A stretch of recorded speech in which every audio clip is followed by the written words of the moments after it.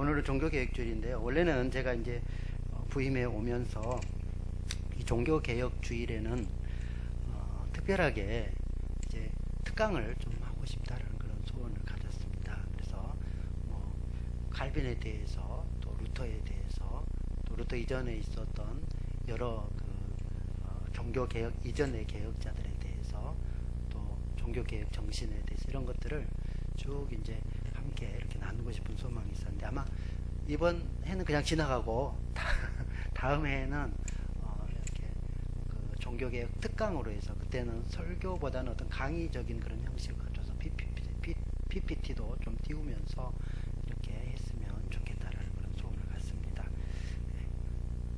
허락입니까? 고맙습니다. 다음에는 좀 그렇게 준비하도록 하겠습니다. 이번에는 용서해 주시길 바랍니다. 우리 그 종교개혁에 있어서 5가지 오직이라는 그 정신이 있습니다. 솔라라고 말하는데요. 라틴어로 이렇게 솔라 그러면 이게 오직 그런 뜻입니다.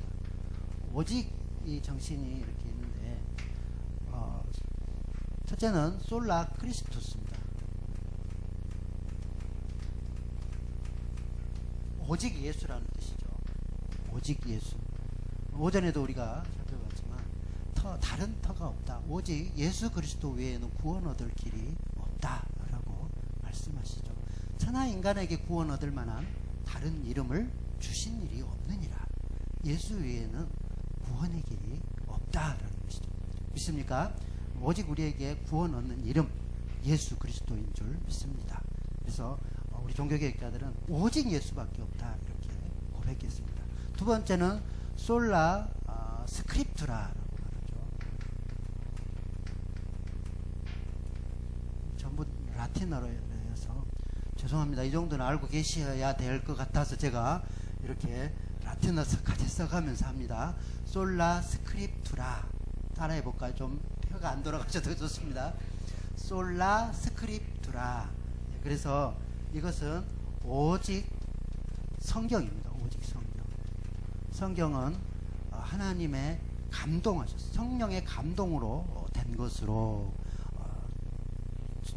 오류가 없이 정확무한 하나님의 말씀이다. 이렇게 우리가 받아들이죠.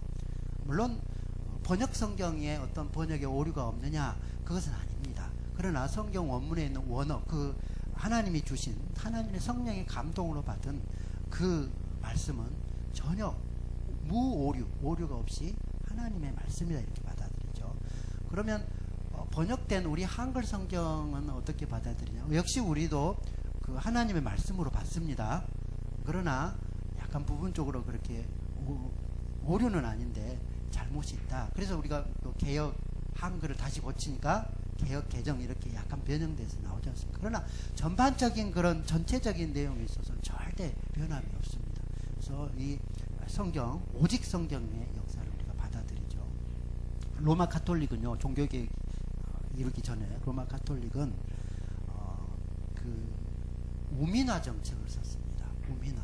성경을 일반 평신도들이 알아서는 안 된다 이렇게 말하면서 성경을 일반 평신도에게 주지 않았어요. 그래서 성직자들만 그 성경을 가지고 이제 이렇게 있을 수 있도록 그렇게 했죠. 그래서 그 종교 개혁을 통하여서 비로소 이제 성경이 우리 평신도들에게 주어졌고 우리가 성경 말씀을 비로소 보게 된 것이죠.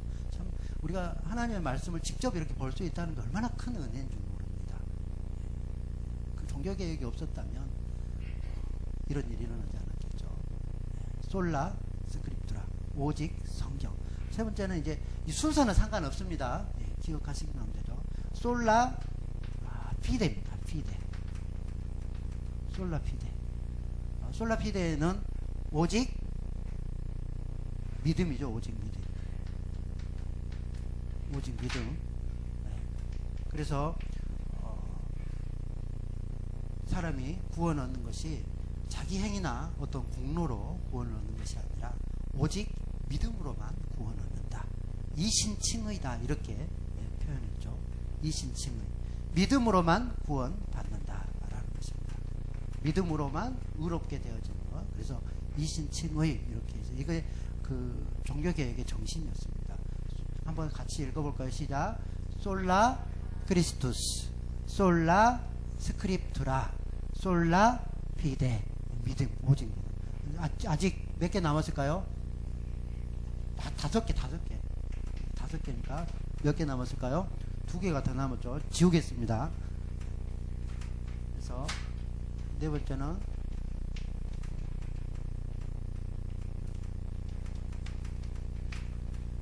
솔라 그라티아. 솔라 그라티아. 그라티아는 그레이스, 영어로 그레이스라고 들어봤죠. 그레이스를 라틴어는 그라티아 이렇게 표현했습니다. 그래서 오직 은혜, 오직 은혜 이렇게 말할 수 있습니다. 너희가 그 믿음으로 말미암아서 은혜로 구원을 얻었나니 이것이 너희에게 준 하나님의 선물이라 이렇게 말씀하시죠. 그래서 우리가 구원 얻은 것은 우리의 어떤 노력이나 공로로 얻은 것이 아니라 전적인 하나님의 은혜로 된 것이다. 은혜 아니면 우리가 살아갈 수가 없네 이렇게 고백하지 않습니까? 모든 것이 나의 나된 것이 다 하나님의 은혜입니다. 이런 그 종교개혁자도 벌써 이렇게 솔라 그라티아를 고백했다는 거예요. 마지막으로 다섯 번째는 솔라 글로리아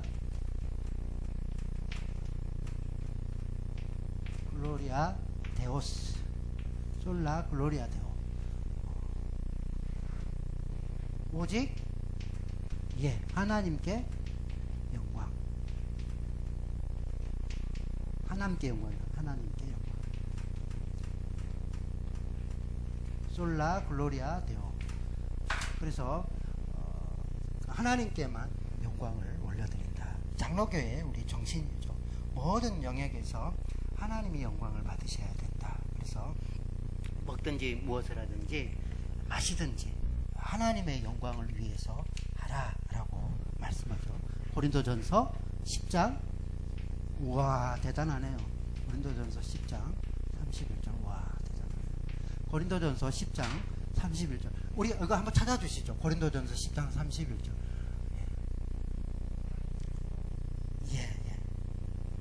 같이 한번 읽도록 하겠습니다. 시작. 그런즉 너희가 먹든지 마시든지 무엇을 하든지 다 하나님의 영광을 위하여 하라. 이게 이제 하나님께 모든 것을 하는데 영광이 되게 하라라고 지금 말씀하고 있다는 거죠. 이게 우리 종교개혁자들의 그 종교개혁 정신이었습니다. 솔라, 5가지 솔라였습니다.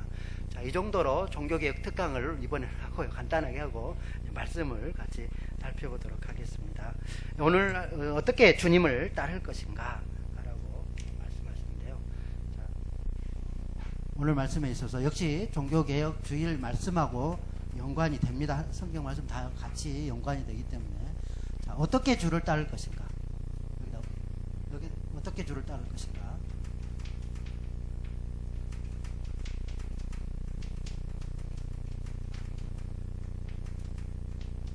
첫째는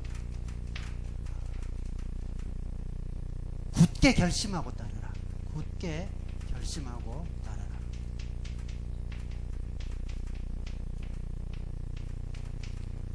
주를 따르는데 우리가 예수님을 따르는데 어정쩡하게 따를 수 없습니다. 아주 굳게 결심하는 그런 결심이 필요한 것이죠. 51절 말씀을 같이 보십시오. 우리가 51절 말씀부터 읽었습니다. 시작. 51절 다시 돌아왔습니다. 누가복음 9장 51절 시작. 예수께서 승천할 기약이 차감해 예루살렘을 향하여 올라가기로 굳게 결심하시고. 예수님께서도요, 지금 우리가 지난 시간에 그 9장 쭉 살펴봤지 않습니까? 지금 예수님께서 십자가 져야 할 그런 상황이 점점 가까워 오심을 예수님께서 아셨습니다. 그래서 변화산 올라가기 전에 베드로 고백을 통해서 십자가 지신다라는 것을 미리 말씀하셨고, 변화산에서도 그 십자가 지시고 돌아가실 것을, 별세하실 것을 같이 엘리야를 통해서 또 모세를 통해서 같이 나누었고요. 또 내려와서도 그 소년을 치료하시고 또 십자가에 죽으실 것에 대해서 한 번 더 이렇게 말씀하셨죠. 그리고 이제 예수님께서 유대 지경을 떠나서 예루살렘으로 이제 올라가시는데, 그걸 지금 마지막 그 여정입니다. 예루살렘 가면 십자가에 죽으실 것을 다 아시고 계신 거예요. 근데 제자들이, 철없는 제자들이 이제 누가, 우리 중에 누가 좌정승하고 우정승할 것이냐, 이렇게 누가 높을 것이냐, 뭐 이런 걸 따지고 있었죠.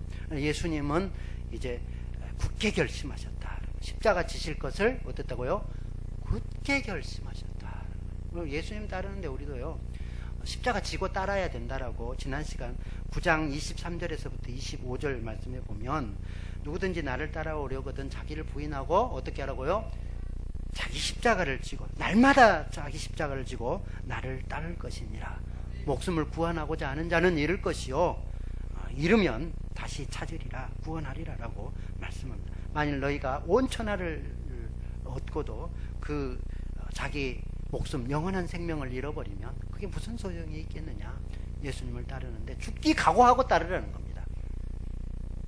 십자가 지라는 것이 뭐라고요? 죽을 결심을 하고 죽기 각오하고 따라야 된다는, 굳게 결심하고 따라야 된다는, 죽을 각오하고. 예수님 따르는데 그렇게 굳게 결심하고 따라야 하는 줄 믿습니다. 또 두 번째, 예수님을 따르는데요, 두 번째는 막 따르는 것이 아니라 예수님의 마음을 알고 따라야 될 줄 믿습니다. 하나님의 뜻을 알고 마음을 알고 따라야 되는 것이죠. 지금 예수님은 십자가 지러 가신 예루살렘으로 굳게 결심하고 가시는데, 제자들은 예수님의 마음을 알지 못합니다. 그래서 누가 높은 자리에 올라갈 것이냐, 이제 가면, 예수님이 가면 로마 다 물리치고 이제 하나님 나라가 올 텐데, 그때에 이제 누가 높은 자리에 오를 것이냐, 이걸 이제 서로 생각하고 있었다는 것이죠. 예수님 마음을 헤아리지 않고 있었습니다. 또 오늘 말씀에 보면 예수님께서 사마리아에 먼저 이제 정탐꾼처럼 몇 명을 보내서 그 사람들을 준비하게 하는데, 그 사마리아 사람들이 예수님과 예수님의 제자들을 영접하지 않습니다. 받아들이지 않아요, 그때. 그러니까 이 제자들이 이제 예수님한테, 예수님, 저 사마리아 이 고을 백성들이 우리를 영접하지 않는데 하늘에서 불이 이렇게 내려가지고 이 사람 완전히 불살라 버리도록 그렇게 하십시오. 예수님 그렇게 명하여 주시길 바랍니다. 그냥 불 내려가지고 이 사람 우리를 영접하지 않고 그러는데, 전라도 말로 꼬실라 봅시다. 이게 불로 꼬실라 봅시다. 그 말은. 그러니까 예수님께서 깜짝 놀라서 책망하시죠. 지금 너 뭔 소리 하냐? 정신없는 소리 하고 있네. 내가 심판하러 온 줄 아냐? 뭐 하러 오셨다고요? 구원하러 오셨느니라. 경상도 말로 한번 해볼까? 내가 심판하러 온 줄 아나? 구원하러 왔다 아이가. 예수님께서 마음을 모르니까 그런 거죠. 예수님이 심판하러 오신 것이 아니라 구원하러 오셨는데, 예수님 마음을 알고 따라야 된다. 예수님께서 꾸짖으셨다라고 말씀합니다. 우리가 요한복음 3장 16절 17절 말씀 잘 알죠? 16절 시작. 하나님이 세상을 이처럼 사랑하사 독생자를 주셨으니 이는 그를 믿는 자마다 멸망치 않고 영생을 얻게 하려 하심이니라. 하나님이 그 아들을 세상에 보내신 것은 세상을 심판하려 하는 것이 아니요, 그로 말미암아 세상이 구원을 얻게 하려 하심이니라. 16절만 외우지 말고 조금 더해서 17절까지 외우십시기 바랍니다. 세상을 심판하러 오신 것이 아니라 구원하러 오셨다라고 말씀합니다. 하나님의 마음을 여기서 우리가 느끼셔야 돼요. 하나님의 마음을 알아주셔야 돼요. 하나님은 우리가 심판받는 것이 아니라 뭐를 원하신다고요? 구원받기를 더 원하신다. 우리가 이 마음을 알면요, 구원 확신을 가지게 될 줄로 믿습니다. 하나님이 나를 심판하기를 원하시는 것이 아니라 하나님은 내가 구원받기를 더 원하셔요. 그러니 예수 믿으면 구원을 받는 것이지요. 그래서 우리가 이렇게 하나님의 마음을 알고 예수님의 마음을 알고 또 이렇게 따라야 될 줄로 믿습니다. 세 번째는요, 고난을 각오하고 따르라. 어떻게 보면 굳게 결심하고 따르라 말하고 비슷한데요. 고난을 각오하고.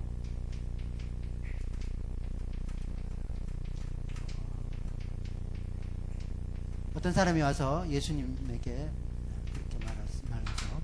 예수님, 나는 예수님이 가는 곳이면 어디든지 내가 따라가겠습니다. 어디로 가든지 주님만 따라가겠습니다. 그러니까 주님이 그러시죠. 인자는 머리 둘 곳조차 없다.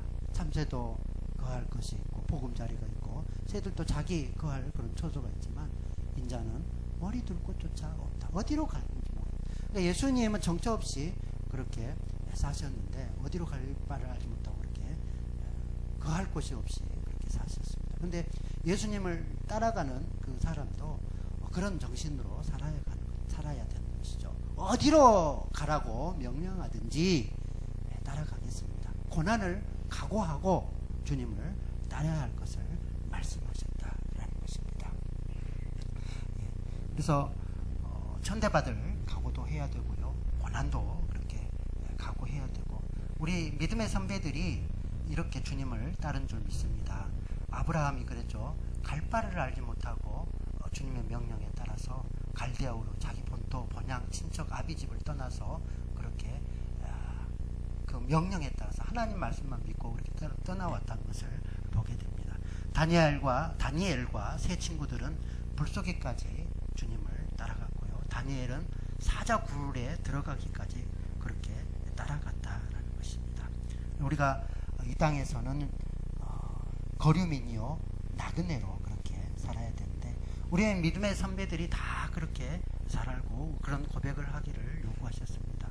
이 땅에 우리가 영원히 머물 곳이 아닙니다. 우리는 이 땅에 뭐 어떻게 살아야 된다고요? 나그네로 잠시 머물 뿐인 나그네로 사는 것이죠. 그래서 주님을 따라가는데 고난을 각오하고 그렇게 따라가야 될 줄로 믿습니다. 이게 요한계시록 14장 14절에 보면 구원 얻은 14만 4천인이 이렇게 나오는데 14만 4천 명이요. 요한계시록 14장 4절 말씀에 보면 그 14만 4천이 어떤 사람인가라는 것에 대해서 말씀합니다. 거기 보면 신천지를 따르는 사람이 14만 4천이 아니라 신천지에서는 자기들이 14만 4천이라고 그러죠. 그것이 아니라 주님이 어디로 가라 하든지 따라가는 그런 사람이 14만 4천이다. 이렇게 말씀하고 있습니다. 같이 읽어볼까요? 요한계시록 14장 4절 시작. 이 사람들은 여자와 더불어 더럽히지 아니하고 순결한 자라. 어린 양이 어디로 인도하든지 따라가는 자며 사람 가운데서 속량함을 받아 처음 익은 열매로 하나님과 어린 양에게 속한 자들이니. 14만 4천이라는 그 숫자는요 12 곱하기 12 완전 숫자입니다. 12 곱하기 12 하면 몇이죠? 144. 거기에다가 1000을 더했으니까 14만 4천 이렇게 하는 것입니다. 그래서 12는 구약의 모든 성도들 말하고 또 신약의 모든 성도들이 12 이렇게 해서 구약과 신약에 있는 예수님을 따랐던 모든 성도들이 구원을 얻는다라는 것을 이렇게 14만 4천이라 이렇게 표현해 놓은 겁니다. 그래서 예수님을 따르는 사람들 어디로 가든지 따르는 그런 사람들이 구원을 얻는다라는 거죠. 자, 네 번째는 어떻게 우리가 주를 따라야 되느냐. 절박한 그런 심정을 가지고 주님을 따라야 된다라는 것이죠. 절박한 심정으로 주님을 따르라.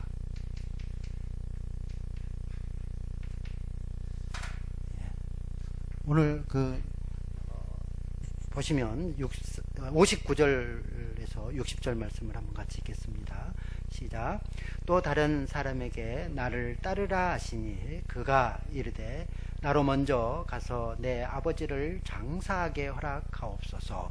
60절 이르시되 죽은 자들로 자기의 죽은 자들을 장사하게 하고 너는 가서 하나님의 나라를 전파하라 하시고. 61절도 있죠. 또 다른 사람이 이르되 주여 내가 주를 따르겠나이다마는 나로 먼저 내 가족을 작별하게 허락하소서. 예수께서 이르시되 손에 쟁기를 잡고 뒤를 돌아보는 자는 하나님 나라에 합당하지 아니하니라 하시니라. 아멘. 지금 아버지를 장사해야 되는데 아버지가 죽으셨습니다. 이렇게. 그래서 주님 내가 따라가겠습니다만은 먼저 아버지 장사하고 그 다음에 초상 치르고 그 다음에 제가 주님을 따라가겠습니다. 그러니까 주님이 뭐라고 그러셔요? 너 초상이 지금 중요한 게 아니다. 지금 초상이 중요한 게 아니라 너는 복음 전하는 것이 지금 중요하다. 초상 지금 그거 네가 하느라고 지금 그거 가가지고 있을 때가 아니다. 지금 얼마나 절박한 줄 아냐? 절박한 마음으로 복음이 더 중요하다라고 말씀하고 있다라는 것이죠. 예. 또 다른 사람이 내가 주를 따르겠습니다. 먼저 우리 가족하고 작별 인사한 다음에 그 다음에 제가 와서 주님을 따르겠습니다. 그러니까 주님이 뭐라고 그래요? 너 지금 가족하고 인사할 시간 없어. 지금 너 나를 따라와야지. 그 가족하고 지금 인사할 시간이 있냐? 지금 쟁기 잡고 뒤를 돌아보는 자는 하나님 나라에 합당하지 않다.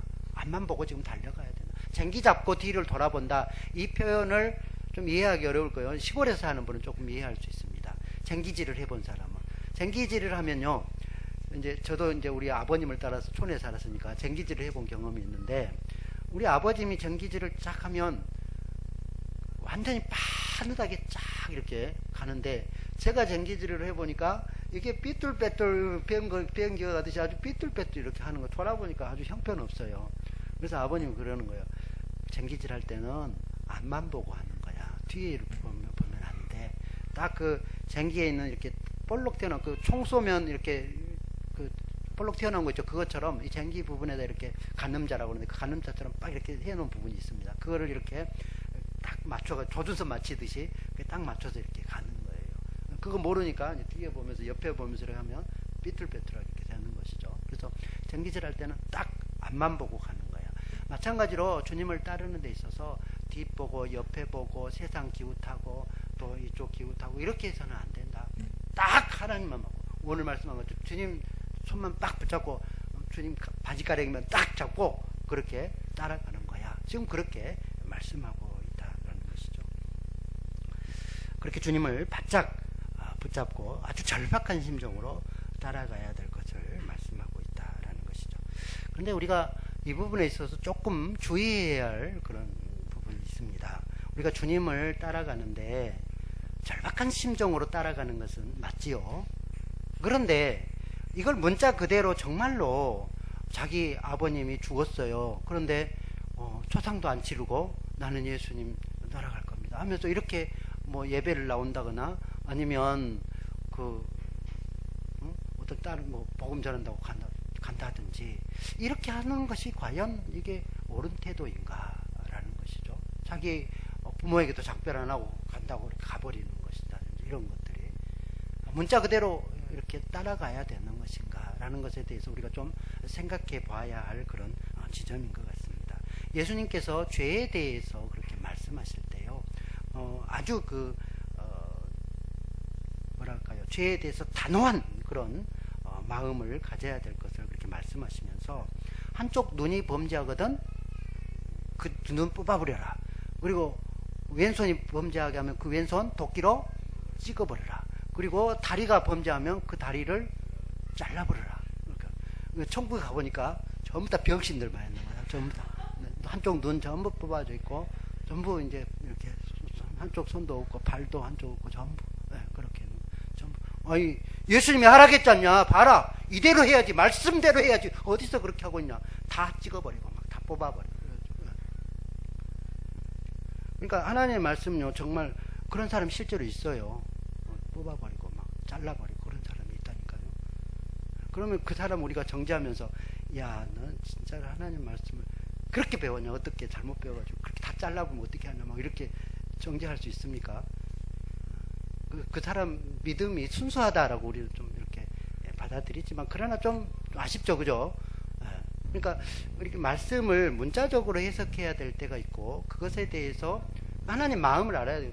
예수님의 마음을 알고 따라야 된다라는 게 그런 게 있어요. 그래서 그 마음을 가지고 진짜 절박한 심정, 죄에 대해서 그런 절박한 심정을 가져야 된다.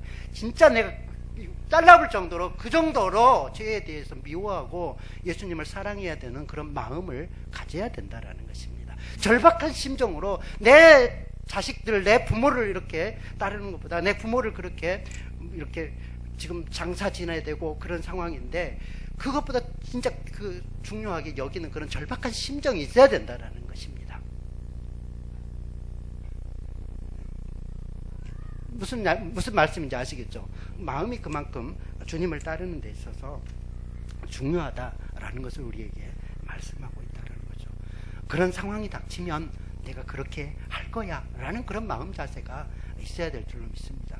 진짜 눈을 뽑아버리지 않고 진짜 손을 잘라버리지 않지만은 죄에 대해서 단호하게, 내가 진짜 뺄 정도로 그런 그 단호한 마음이 있어야 된다라는 것이죠. 주님을 따르는데 그런 결심과 또 단호함이 있기를 바랍니다. 자, 다시 한번 어떻게 주를 따르는 것. 첫째, 굳게 결심하고 주를 따르라. 두 번째, 예수님의 마음을 알고 따르라. 세 번째, 가난을 각오하고, 가난도 각오해야 될 줄로 믿습니다. 고난도 각오하고 주님을 따라야 되는 거죠. 또 어떻게 따르라고요? 절박한 심정으로 주를 따라야 된다. 마지막으로 우리 종교개혁주일이니까 우리 믿음의 선배인 루터와 칼빈이 어떻게 주를 따랐는가, 그 예를 들고 마치도록 하겠습니다.